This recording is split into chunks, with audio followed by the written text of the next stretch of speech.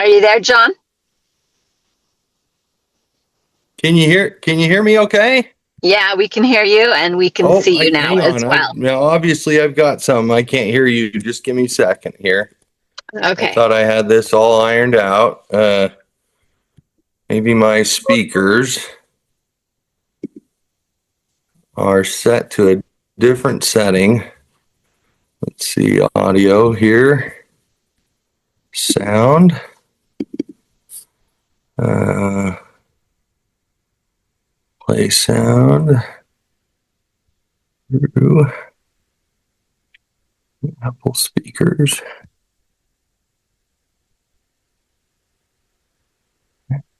Speakers. Now my thing says play sound through speakers, but I can't hear you, Tina. You can't Um, you can't hear oh, me? hot Oh, dog. Now I can. okay. Okay, perfect. I'm glad. Uh, I don't know All what I right. did, but it apparently worked. Okay, awesome. Yeah. We're going to jump right in because we have 20 minutes and so John, why don't Yes. you tell us about yourself? Let me just say keep your answers kind of succinct. I mean, answer them how you feel like you want to answer them, but just kind of keep them succinct so we can ask more questions rather than less questions. I love it. And I just want to start with asking you to introduce yourself, what you're running for, professional, family. So go for it. Fantastic. Thank you so much. Yes, and I appreciate you all being here. So John Adams, I'm running for County Commissioner Seat A, and I am 45 years old, have three children, all becoming adults. My youngest is able to vote this year, which is fantastic. She's 17, is my youngest. She's at Farmington High School. And then I have a 19-year-old daughter that's at Utah Valley, and then a 21-year-old son that's at Utah State. So my wife and I have lived in Kaysville for 25 years, and I've been on Kaysville City Council for the last seven of those years. Okay, awesome. I Are you related to the Adams who happened to be Speaker or President of the Senate? Yeah, so whenever we talk about Adams family in Davis County, we talk about a family bush instead of a family tree. The intricacies of how all of us are related through Elias Adams. Stuart is, I believe, my second cousin through two different avenues. And then also related to the Barlows from another tree, and just about everybody in Davis County. I think we find some way. It's kind of a cool, unique part of my history is that my parents, Sue and Ted, their ancestors were part of the first five people that were sent by Brigham Young to come and start what was called Kay's Ward, which was basically Davis County at the time. And so we're all kind of related in that way. Okay. All right. Perfect. Thank you. I just was looking at him like, you kind of look like him. Anyway. Yeah. Okay. Well, So, that's a compliment. Yeah. so, Thank you so much. moving on, you've served on the city council of Kaysville now, you said, for 7 years. Uh-huh. And during that time, there has been a lot of high density housing and that kind of thing going on, a lot of controversy involving all of those things, overreach of the legislature, Yes. mandating to cities things that they have to do. How have you handled that? And how do you feel about that overreach? Oh, wow. Thank you for that question. Yeah, that's been one of my primary goals as a counselor is to protect the city's rights to be the ones who actually do the zoning. In fact, right now there was a bill that just got shut down thanks to the Utah League of Cities and Towns and the pressure from the mayors and the city councilors, myself included. The bill was going to introduce a new law that would allow the state to be able to actually zone and build whatever they want on properties within city boundaries without getting the permission of the cities. And that would have been disastrous. I would say that the number one goal as a counselor on city council is the budget.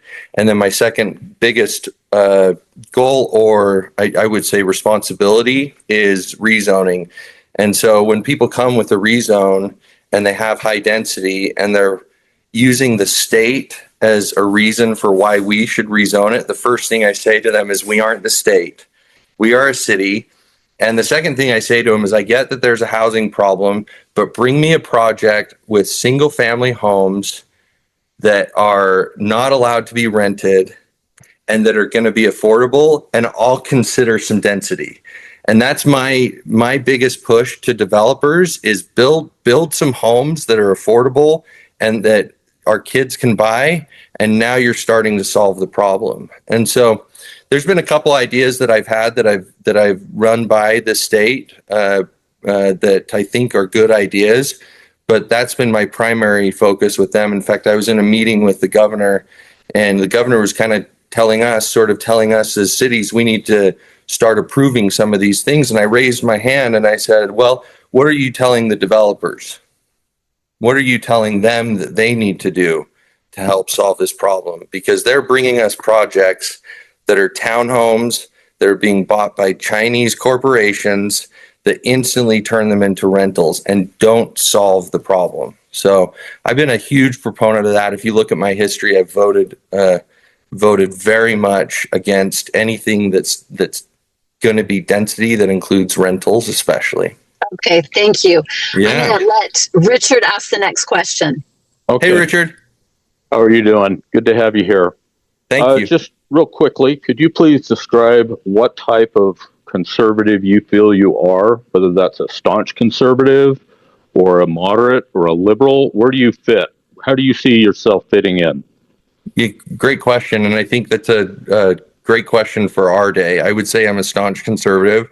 The conservative values that I was raised with, my parents obviously named me John Adams. I don't know if they, if they knew at the time what they would be impacting on me as a child. Everybody said, oh, John Adams, like the president. John Adams, like the president. So politics was basically in my future from the beginning. And I don't say politics to become a quote unquote politician. It's to be able to get in a position where I can encourage and make sure that the values I was raised with are the values that stay in our community. And so, you could ask me more specific questions within the Republican Party. I know that there are often different topics, but there's nothing that I would say I stray away from that the Republican Party teaches. Okay. One more question, Tina? Yeah. Go ahead. Oh, Okay. Well, since there's nothing off limits, I do want to ask you what your opinion is on SB 54 and signature gathering, because that's a real touchy subject within the Republican Party. And you're probably aware that the Davis County Republican Party platform states that we don't agree with it. yeah. Oh my gosh. Thank you so much for giving me this platform and this opportunity to address that. I did sign up for both avenues.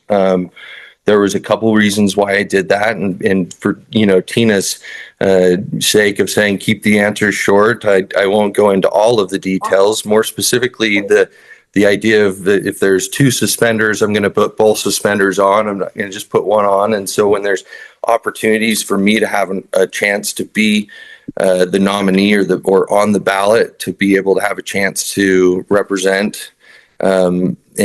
I was always told, hey, do everything you can. I mean, you read Donald Trump's book and different things about making the deal. You do everything you can so that at the end of the day, you can't say, oh, I wish I would have done more. And so right now, the law is that you can get on the ballot through signatures and you can get on the ballot through the convention. My goal is to do both. I know that that's a task that is going to be a high task to convince some folks that by doing signatures, I'm not spitting in the face of the convention. One of the things that I've encouraged is that we need to be more pro convention, more pro caucus, and less anti-signature. And what I mean by that is I've had so many people approach me since I've decided to run for county commissioner. And I've told them, okay, will you please be a delegate? And they say, what's a delegate? And these are like literally 90% of the people that I talk to. When I ask them to be a delegate, they say, what's a delegate? And for the next 15 minutes, I have to explain to them what the caucus is, what the convention is. And so I've told Tina, actually, I'm putting together a video that I'm hoping to text out to essentially all of Davis County that explains what the caucus is and what the convention is. Because I think a big problem right now is the message, and most people don't know. In addition, I've asked one of our representatives to write a bill. I don't know if they're going to be able to get it in this session, but write a bill that requires children to be taught throughout school at each level, junior high and high school, what the caucus is and what the convention process is. Because I think that's where we're missing some of the opportunity, is people being informed. I know I only have like 7 people from my 250 in my precinct show up on caucus night, and that's concerning to me. Okay, thank you. Ben. So we're all concerned about the rising cost of just living and getting by. What will you do if you're elected to the county commission? What will you do to bring costs down? Will you be an advocate for cutting taxes and cutting unnecessary spending? What are your feelings on that? Yeah, thank you so much, Ben, or Mr. Booth. I appreciate that. You just call me Ben. Okay, Ben, thank you. I appreciate your question, and I have the perfect answer for you. I visited with Brian Hatch, who's the. Can you hear me? Okay, Brian Hatch is the health. Okay, he's over the health department, and I asked him, have you been able to come in within your budget? And he says, yes, every year. And I said, okay, well, you're one of the only within the county right now that's doing that. How have you done that? And one of his answers to me that I thought was super impactful was he said he takes his employees and he has them wear many hats. And that's a true person. I would say that that's a person who truly is respectful of taxpayer dollars. They're not looking to hire a new person. They're looking to have the people they currently employ to do an extra job or to fulfill a role that they can do.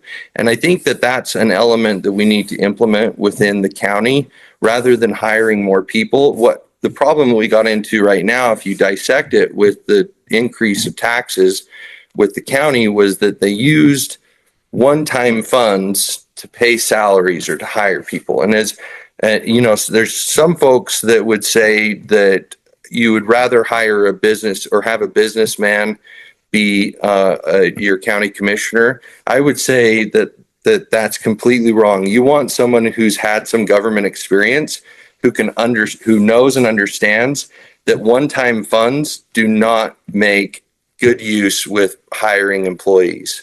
And that was an absolute no-no, because you hire an employee and that's a gift that keeps on giving. You have to pay for them in perpetuity. So when those funds ran out, those ARPA funds ran out that were paying the salaries for those new employees, the county was struck with a deficit. And that's why they had to come out and ask for those taxes. So that's something I will never do.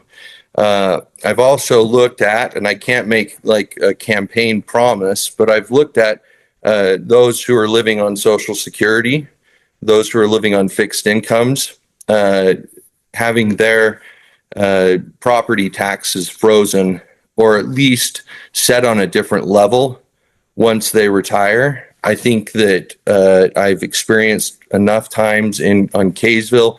I've visited with enough people that are literally living on such a tight budget, and they've worked their whole lives to get to this point, and now they're suffering because of the increase of property taxes. And I know that a couple places, California and Texas, so to a Democrat and Republican states, have both enacted such a thing. And so I know it's possible, but I can't promise, but that's the type of thing that I would look at. Okay, thank you. Brian, go ahead and answer a question. All right. So I guess I'll segue a little bit, but stay on a related topic to finance. Are there any areas of the county budget that you feel could be removed to reduce the tax burden on the citizens of Davis County? No, thank you so much, Mr. Oswald. I don't know if Brian's appropriate yet, or okay. All right. I'll respond to either one.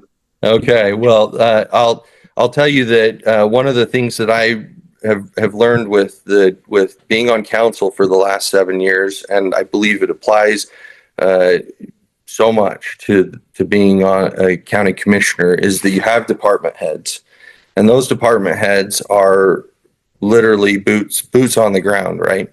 Mm-hmm. The request from them is, hey, here's your budget. Here's your budget to stay within the money that we have. Stay within it, right?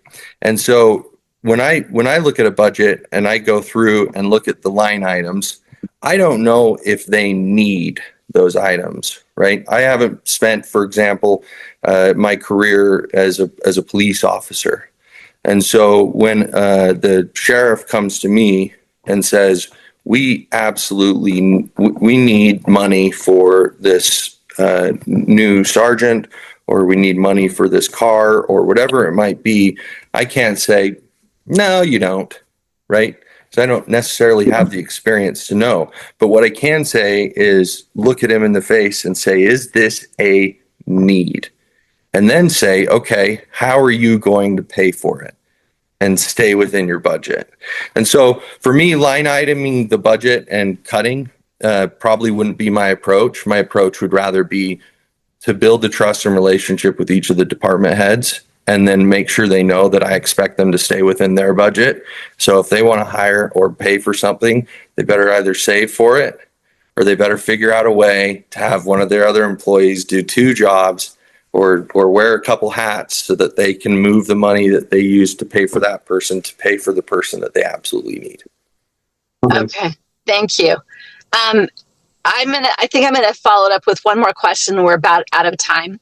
Okay. And, wow, time went fast. I know, that's why I wish we could hang out for an hour. Rushing you a little bit. Okay, join us on Thursday, and you can talk more. Yeah, that's right. Every second and fourth Thursday, you should be on our email list if you're not. So I can get you on our email list. Let's see, am I muted? No, I'm there. Okay, so anyway, let's see. Let's do, I don't know what I just did.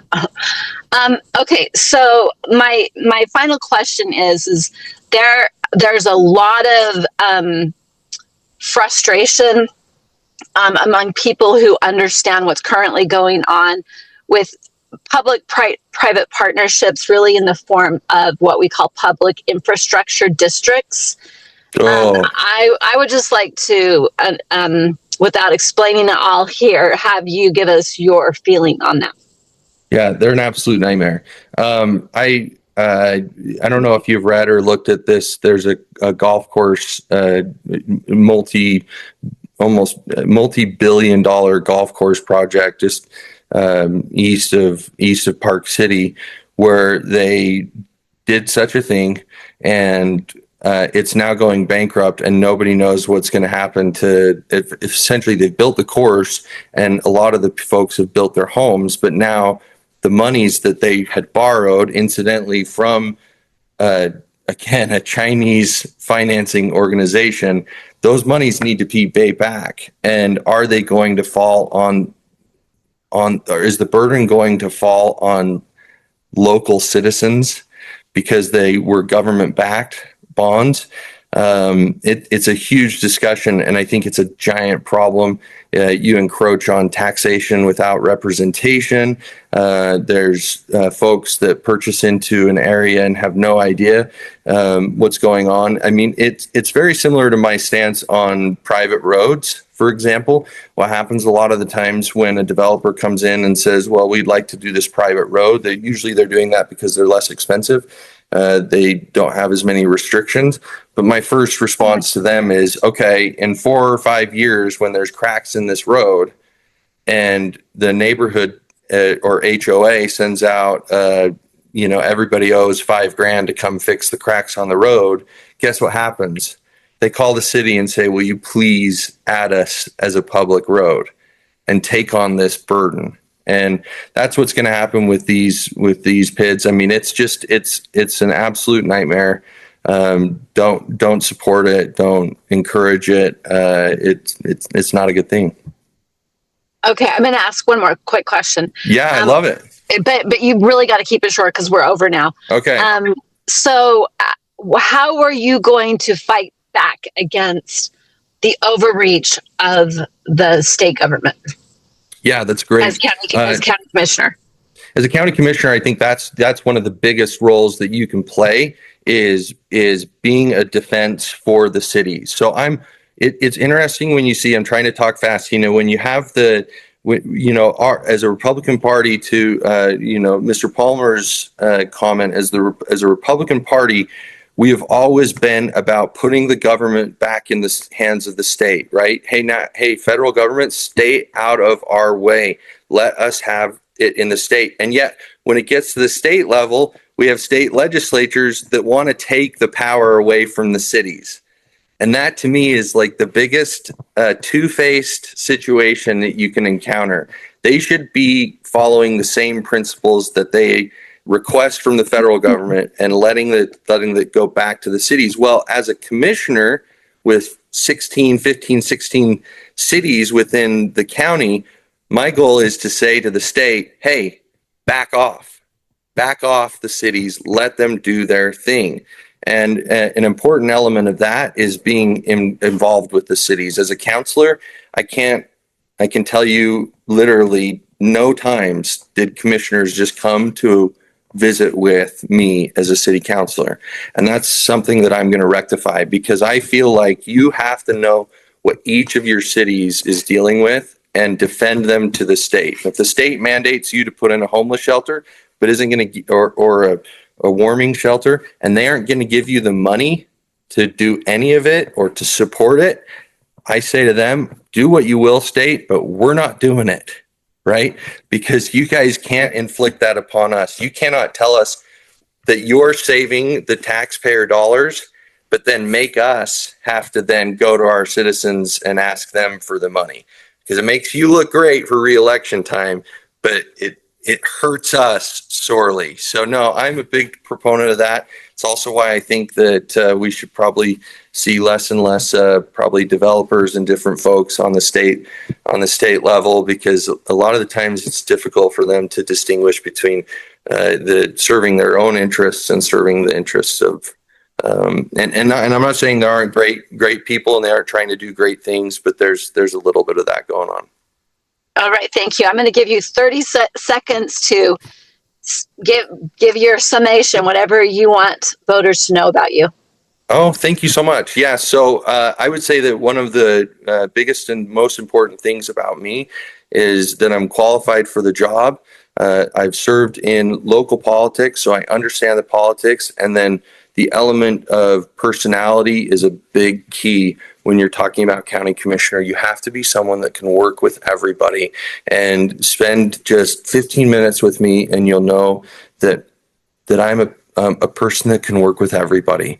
And I believe that having that relationship is very, very important. I know John Crofts. I can work with John very well. I know Lorene, I know everybody really, Bob Stevenson. I can work with everybody. And my goal is always to get to a solution that the people want. I've always been a man of the people, and that's how I represent, and that's the type of leader that I am. I don't expect you to elect me in and then have myself do what I think is right. My goal is to always seek out what the people want and represent them in that way. Okay. So thank you so much. All right. Thank you, John, so much for thank you. My word. Listen, everybody, thank you for taking the time on a Saturday and getting me dressed up. Usually I'd be in my cowboy boots and headed over to mess with their horses, which is where I'm going after this. So I appreciate you taking the time and honestly appreciate what you do for the party. All right. Thank you, John. Have a great day. Bye. Thank you. See ya. Bye.